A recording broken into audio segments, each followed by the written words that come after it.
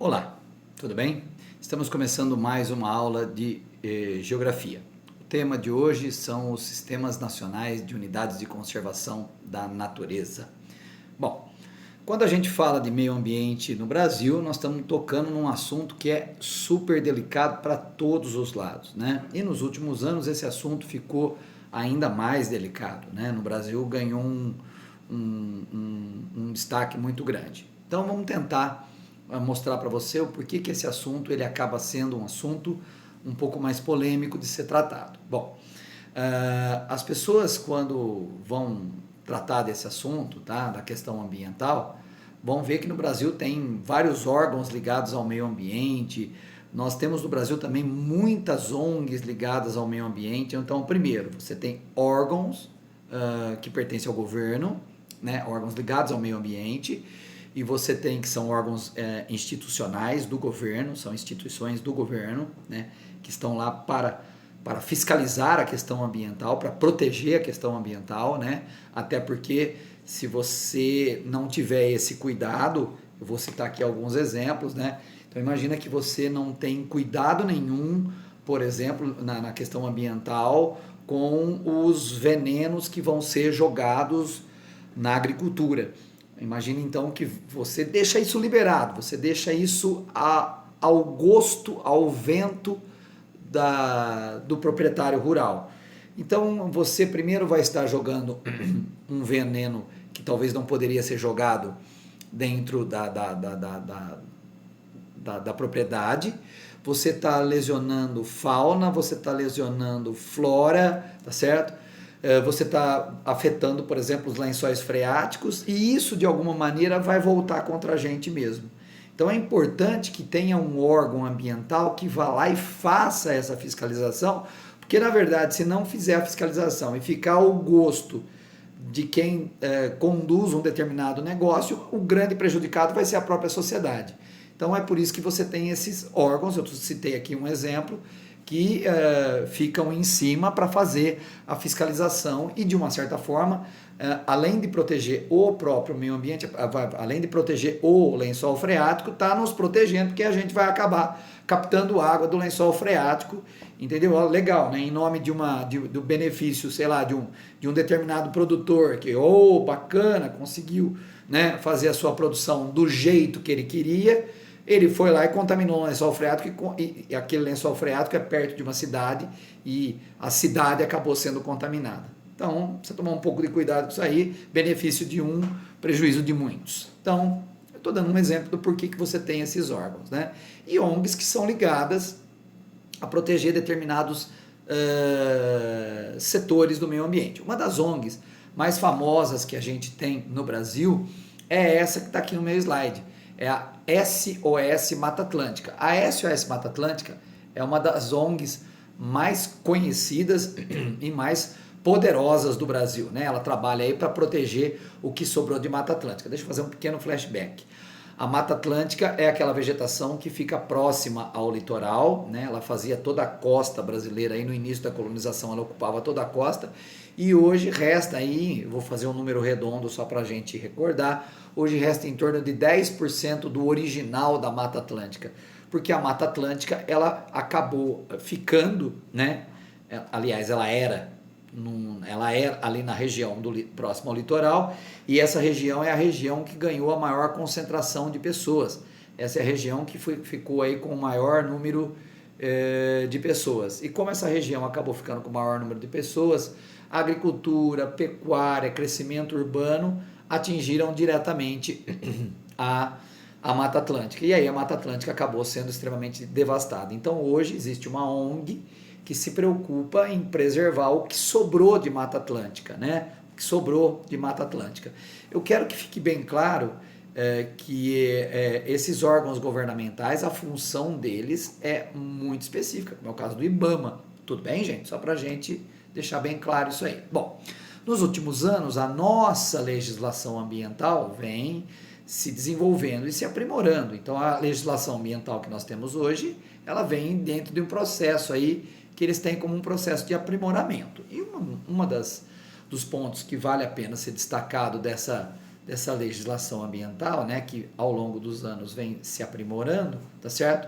É a lei de número, né, o governo federal sancionou a lei de número 9.985. Tá? O que é a lei de número 9.985? É a que instituiu o Sistema Nacional de Conservação da Natureza, ou seja, áreas que vão ser preservadas, áreas que têm que ser preservadas. Então, é uma lei, existe uma lei.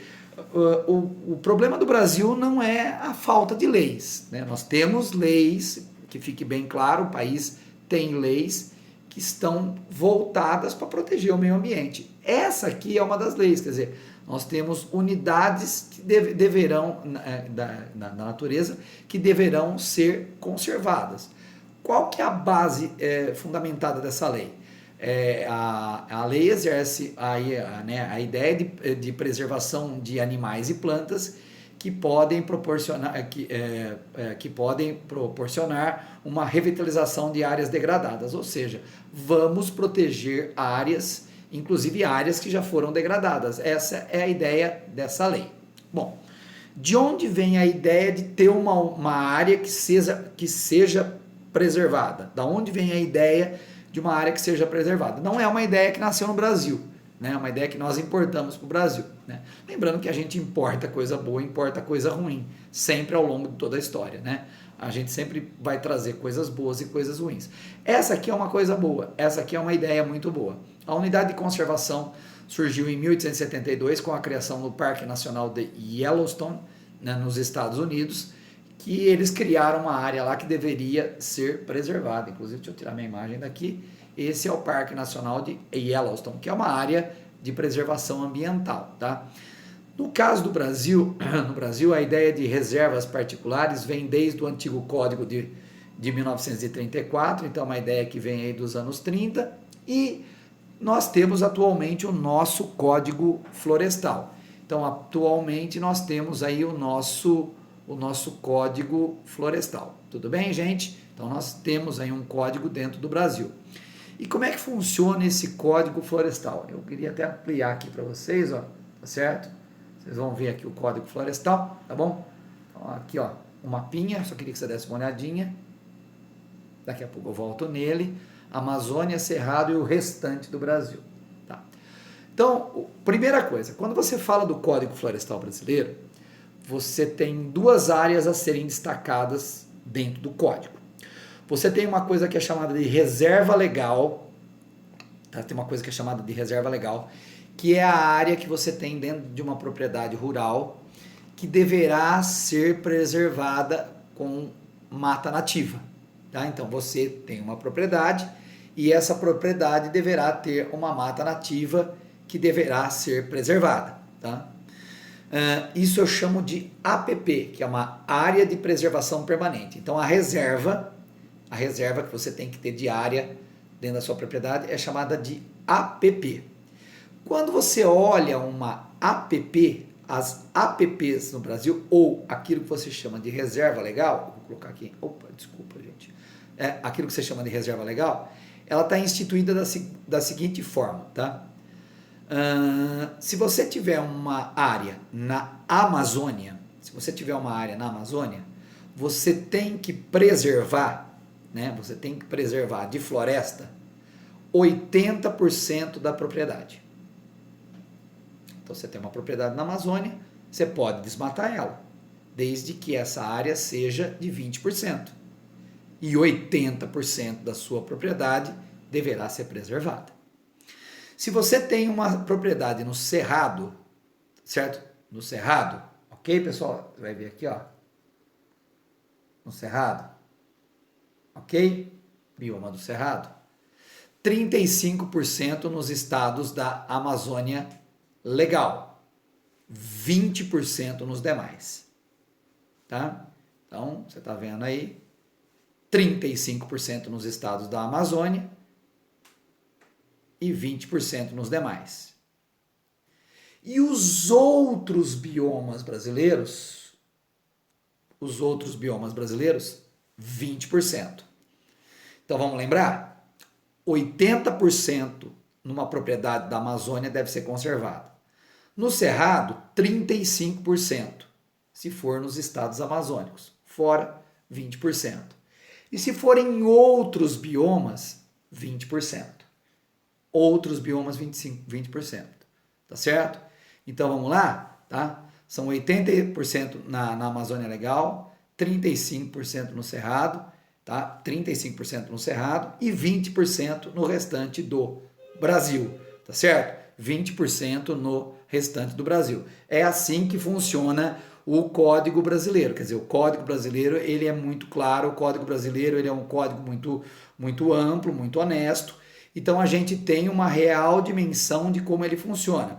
Vou repetir de novo: 80% na região da Amazônia, 35% na região do Cerrado e 20% no restante do Brasil, ok? E você também tem uma coisa chamada Área de Preservação Permanente, que é a APP. As áreas de preservação permanente são áreas que podem ser morros que você tem dentro da propriedade ou áreas que são cortadas por rios. Então, se você tem dentro da sua propriedade um rio, esse rio é uma área de área de preservação permanente também. Então é o seguinte, ó, vamos voltar aqui. Desculpa, gente, vamos voltar aqui. Volta. Não, tô indo para frente. Volta aqui, ó. Então o nosso Código Florestal é assim, ó. Eu tenho a reserva legal, que é 80, 35, 20. Aí eu tenho a APP, que é a área de preservação permanente. Você tem duas áreas de preservação permanente. Quais são as áreas de preservação permanente? As margens dos rios, e para cada largura de rio você tem que deixar uma porcentagem de margem, e as áreas de morro.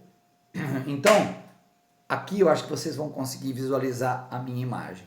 Ó, tá? Então imagina que você tem uma propriedade. Tudo bem? Vou colocar aqui. Aí, aqui você tem uma propriedade. Então, se você tem uma propriedade na Amazônia, você é obrigado a deixar 80% de mata. Se você tem no Cerrado, tá certo? Cerrado, lá na região amazônica, Cerrado ligado aos estados amazônicos, 35%. No restante, 20%. Isso é uma APP. Perdão, isso é uma reserva legal. Desculpa, gente, é uma reserva legal. Depois, se você tiver na sua propriedade um rio é uma APP, é uma área de preservação permanente. Então você tem a reserva legal, 80, 35, 20. Depois você tem a APP, que é a área de preservação permanente, que é o caso do rio, tá? Que para cada largura de rio você tem que deixar uma quantidade de mata na beira do rio. Essa mata na beira do rio a gente chama de mata ciliar. A mata ciliar é a mata que protege os rios. E se você tiver áreas de morro, essas áreas também têm que ser áreas protegidas. Esse, pessoal, é o Código Florestal Brasileiro. Este é o nosso Código Florestal Brasileiro. E aí eu só queria terminar mostrando para vocês uma curiosidade.